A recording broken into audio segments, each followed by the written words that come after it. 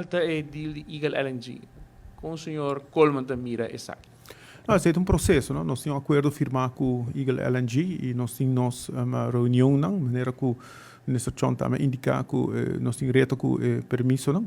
Sin embargo, nós nos consultam periodicamente com o Eagle LNG para nós alinhar nos esforços, não? A nós arriba nos terreno de balagem para preparar para o momento que nós lançamos LNG. E a construção de terminal na refinaria e gasoduto que vai entre terminal com o web.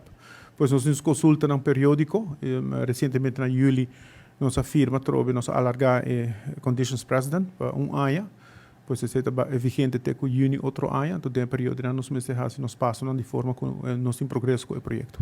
Para novembro não tem nenhum deadline que tem que cumprir a base de contrato.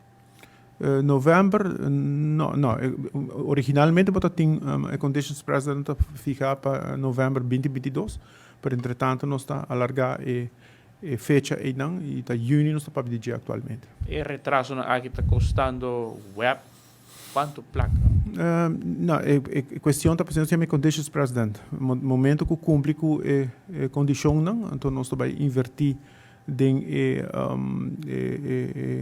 atividade na riba nos terreno de forma que nós está LNG ready. Dus botem inversão para hasi, pipa que botem corre, retrofit de motor que botem hasi para não por usar combustível LNG. Pois esse momento que nós temos condições para confirmar, nós vai invertir. So, como aquela para si, riba quase é Eagle LNG, mira como é melhor solução, quizás melhor com molina de viento ou outro sorto de energia alternativa.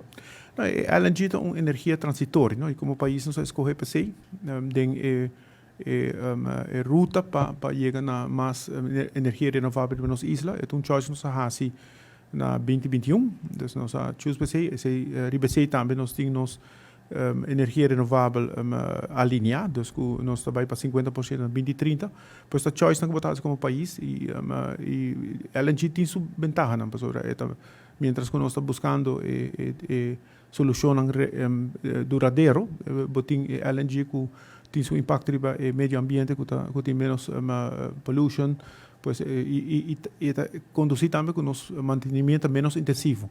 Pois o motor e com o mantenimento muito mais bom e muito mais cortico. Pois tem várias vantagens. Como engenheiro, me quer o senhor Coleman também para su traço. É como a melhor decisão como estará. Claramente. Danke.